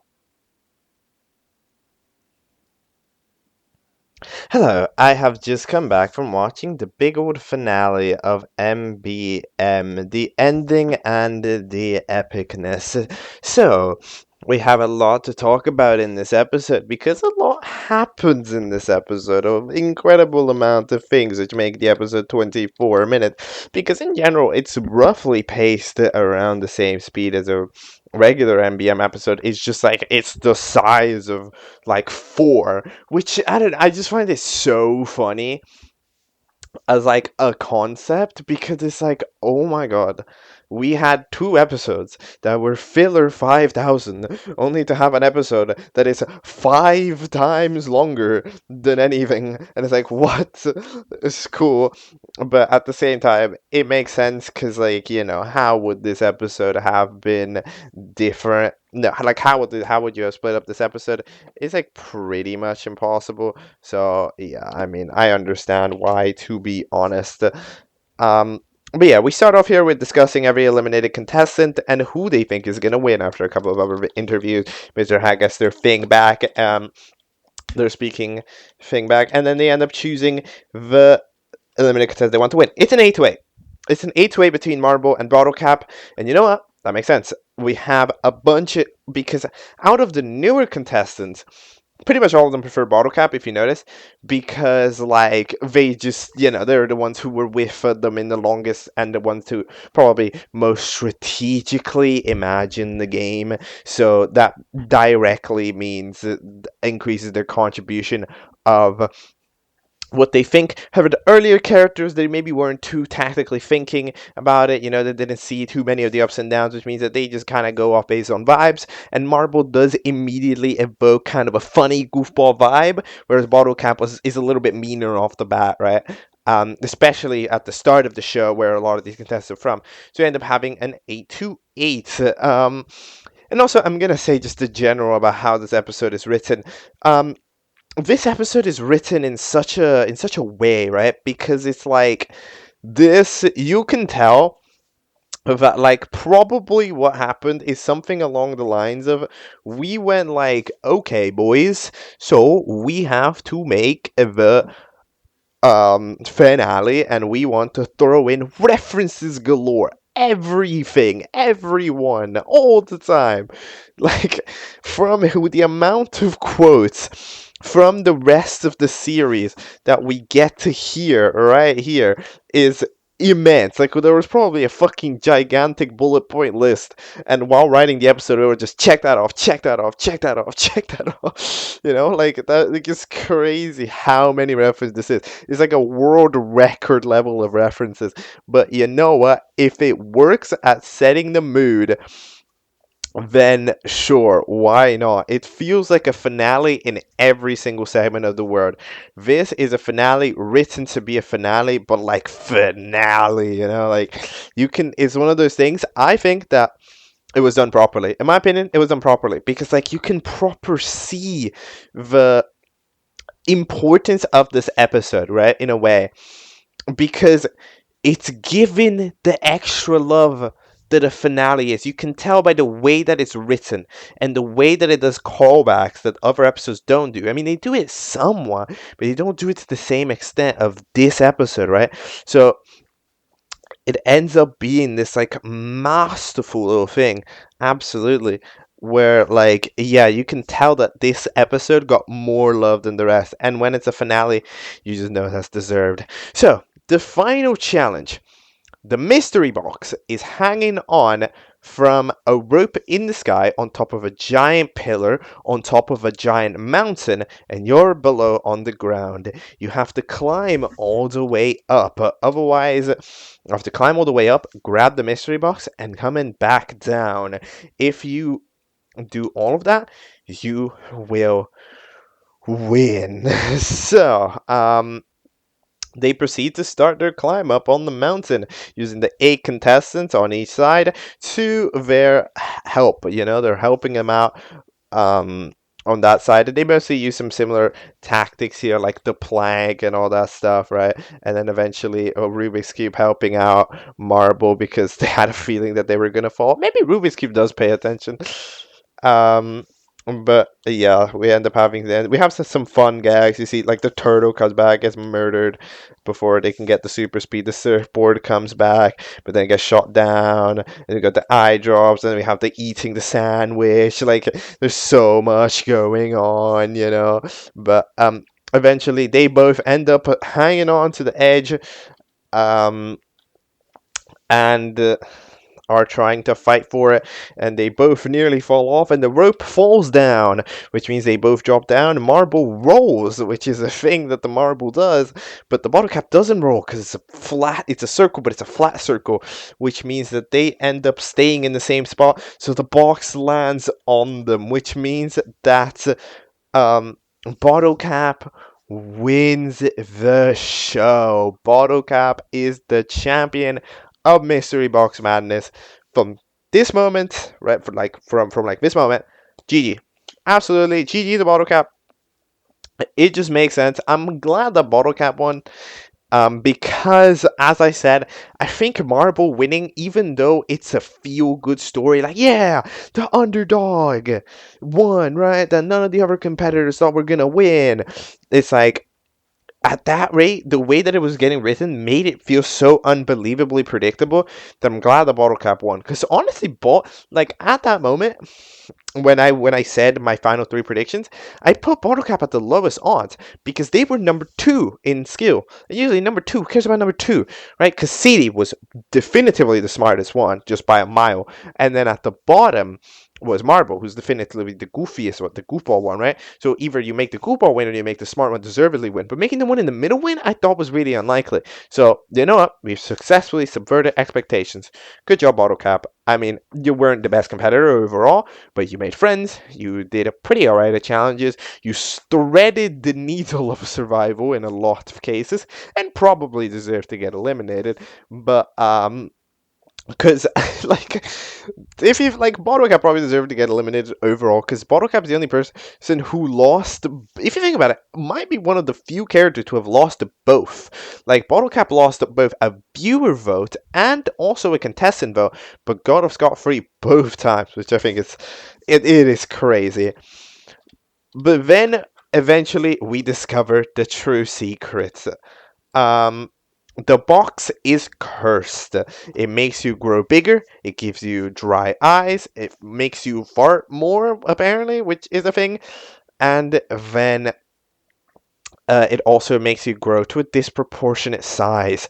And Door comes back to normal. Why? Well, it's because of the Object King. Which is still the funniest concept ever. But you know what? I don't mind. I don't mind. Like, I found it funny that a show like this was inventing its own lore like this. But you know what? That's BFDI, you know? Like, if you think about it, BFDI is usually a goofball show, but eventually we started inventing algebrailians and how they come in, and now we got T-Ball 20. And they were like the algebrailian world and planet and stuff, and gods and ultra powerful entities. And it's like, yeah, it's a goofy little show, but it's a goofy little show with a story, with a plot, you know? And the plot is pretty alright. I mean, let's resume the plot, because of course this episode's pretty old. This video is entirely talking about an old show. At the beginning, I said that I was going to look at MBMB, but there's no time. It is not happening. Is that like it's so the lore is Door was okay.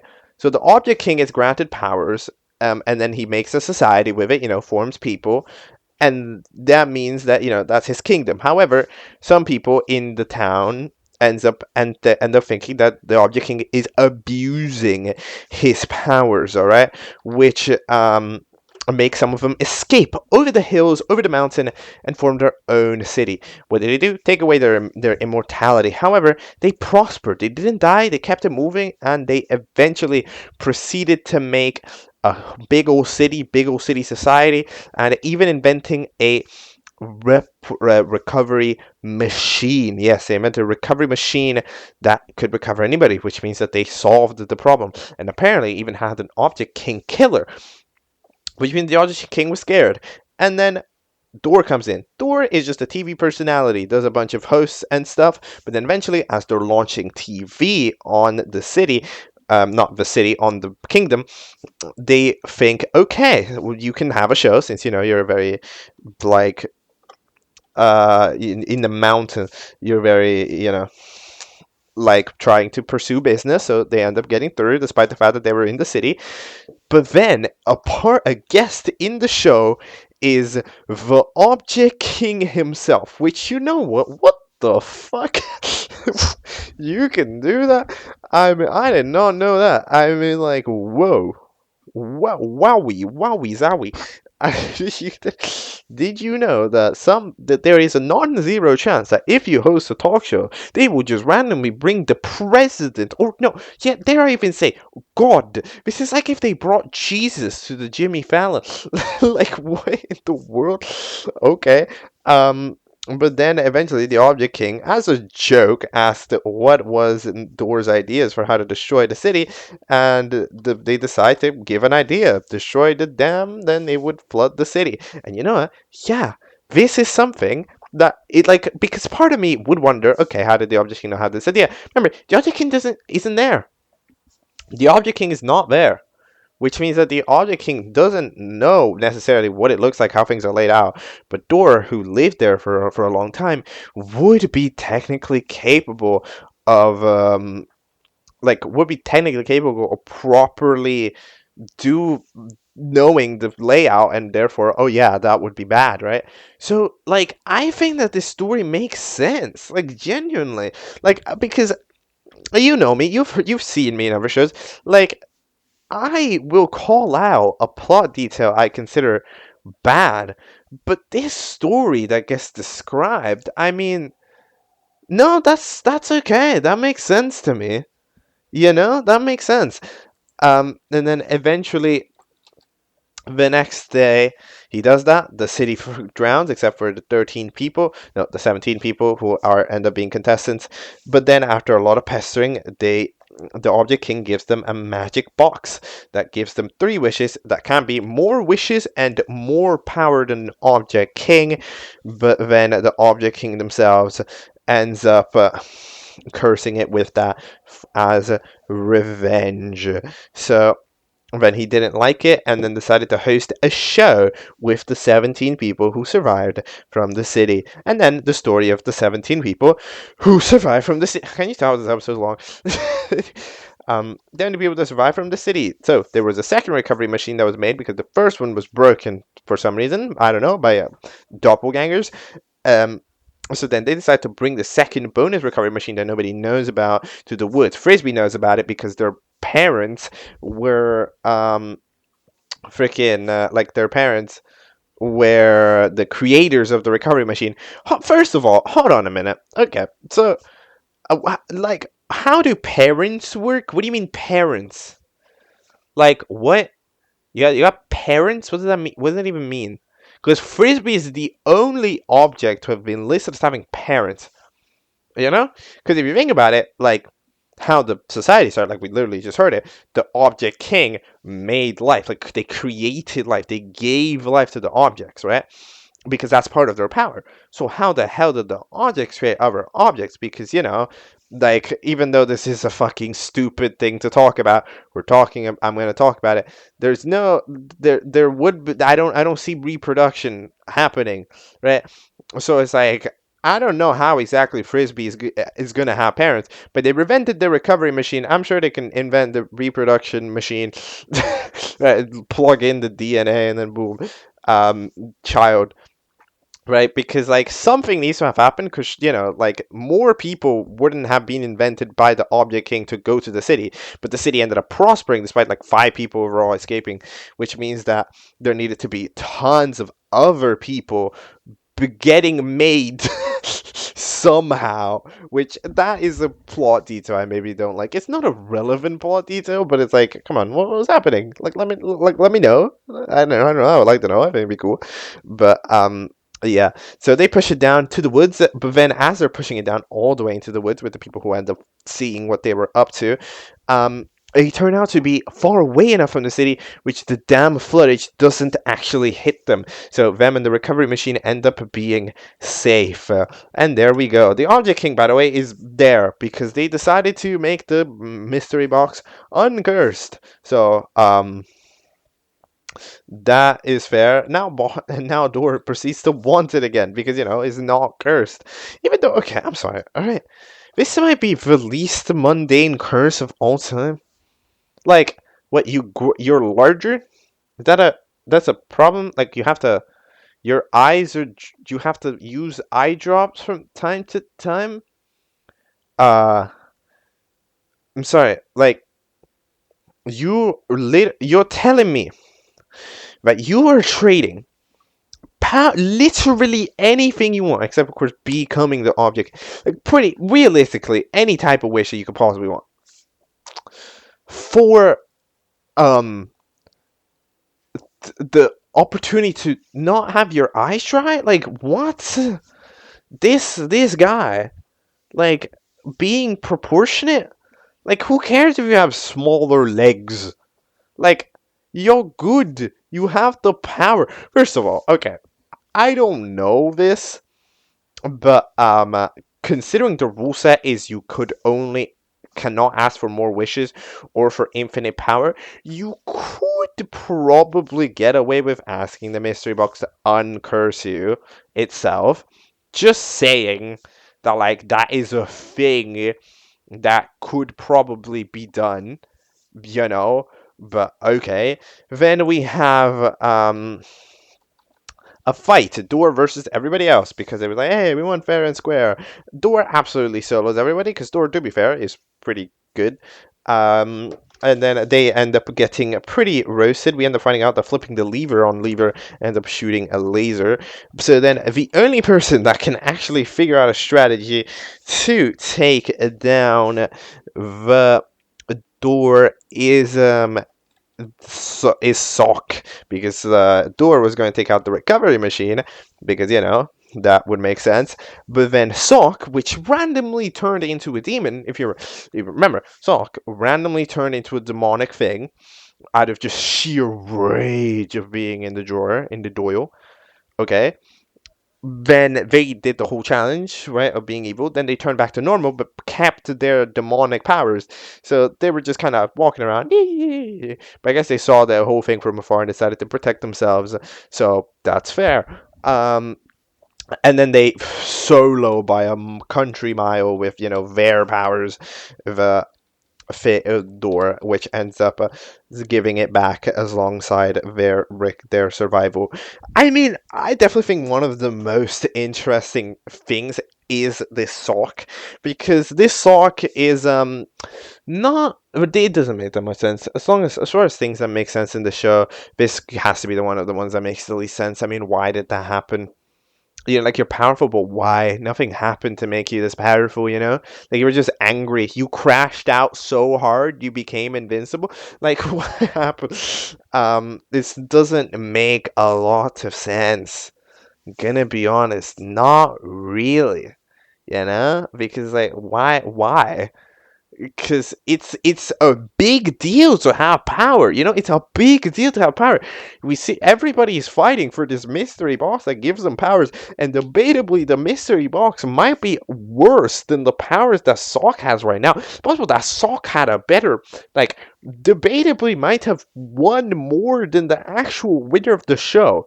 Right? Which is weird, because nothing happened. No beam from the sky hit them. They didn't become Object King 2.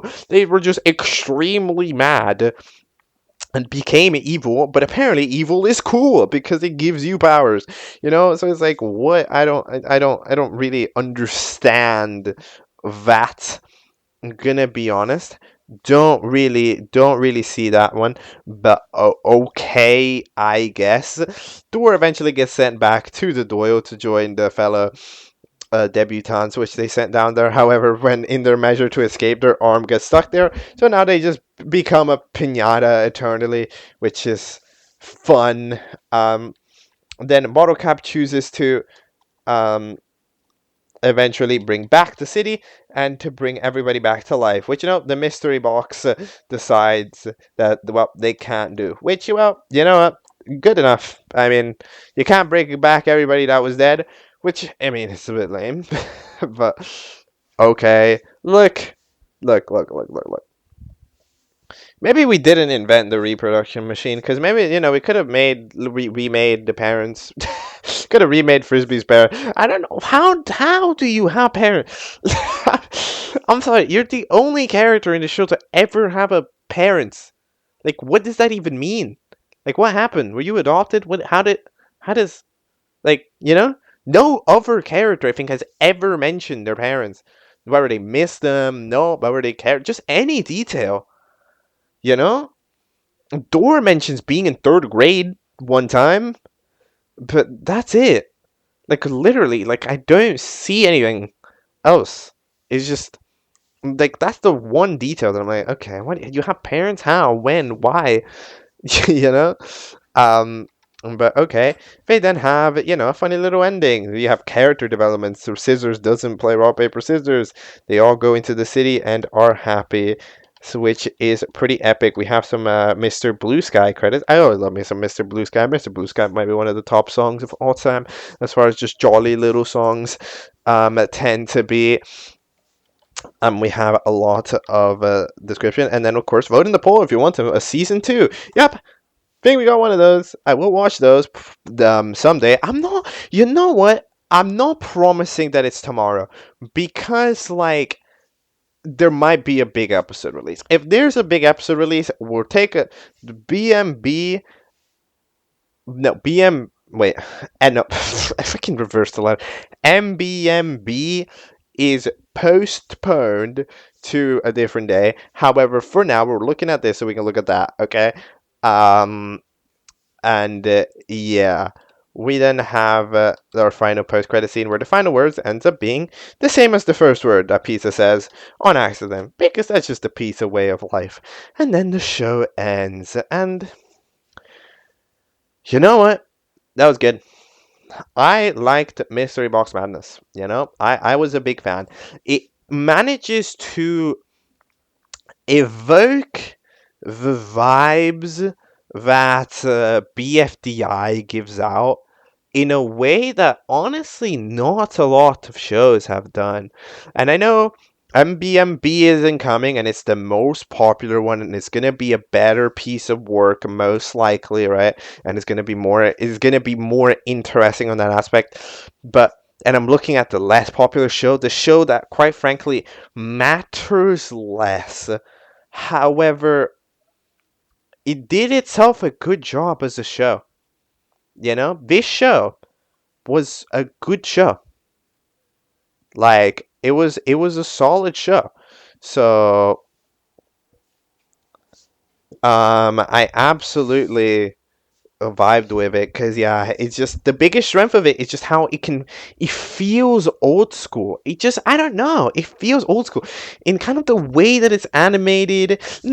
Not in the way that it's directly animated because it's not animated at all like BFDI, but the quality, this feels like the same degree of quality as an original BFDI. But yet again, it's not quality in the way that you're thinking of quality. It's not quality in the sense that like it's literally looks it's the same level of quality. It's like the person's effort, like you can tell that this is like a one-man production who knows one animation style and then maybe got some help here and there, but in general they're using their style. It's not too polished because it can't be, right? It's just sort of all there with the vibes, everything playing itself out, and it's like, yeah, that just makes sense. That's just cool.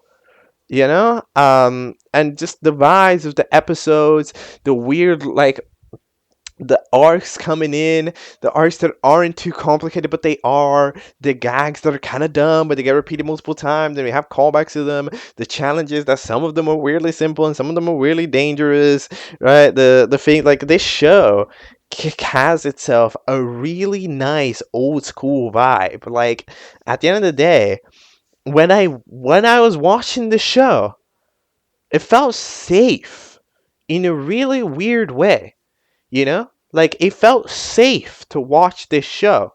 Like, I could trust this show to be this old-fashioned style despite not being old, because it managed to evoke the same vibes by just simply being made by somebody in a similar position with some smart writing and a creative brain. Mystery Box Madness, absolutely. I was happy with it. This is the type of show that the creator themselves probably isn't happy with because, it's old and the better one is better. And I will be taking a look at Mystery Box Madness better in due time. But for today, that's all I can really get to. I was gonna originally do these in one video, but how do I do them in one video? I mean, I don't know. Can I do it? No, I don't know. I'm sorry. I'm considering it right now. There's the MBMB videos are so long. There is no way. We're gonna do an outro, and that's gonna be the episode for today. All right. And that is going to be all for today's episode. In a way, it's a pretty groundbreaking catch-up because it's one of our first few catch-ups in a very long time that we're taking a look at a show without necessarily a modern episode. Of course, this is on the path to a modern episode, and it is something that we're going to need to do necessarily more often. Why? Because it's just simply a necessity, Like, at a certain point, it's like, okay, cool, but we gotta watch some shows that are going to have 3 seasons, 4 seasons even, and it's going to be a fig. And in this episode, well, it's one season. It's a complete season of 20 episodes at a relatively high length. I mean, you could tell how, this is Omega episode length, only talking about the first season. So, it deserves its own video. And look, I was either not uploading a video today and then having a 4-hour video up the next day. Well, you don't really want to edit a 4-hour video, so we're doing a 2-hour video, all right? And then that's gonna be all. And yeah, that's it. We will probably be doing more of these, especially as like some shows are incoming that I know have a bunch of episodes. Like for I think the Triple E, the Webs for Web show, that are going to be definitely complicated because I'm pretty sure those are like the third season of them, and the other seasons are pretty long. So same thing will apply to this. It's unfortunate because I really want to get to shows and stuff, but like I'm putting in the effort, I'm watching the time that I watch every day, I'm putting in the time.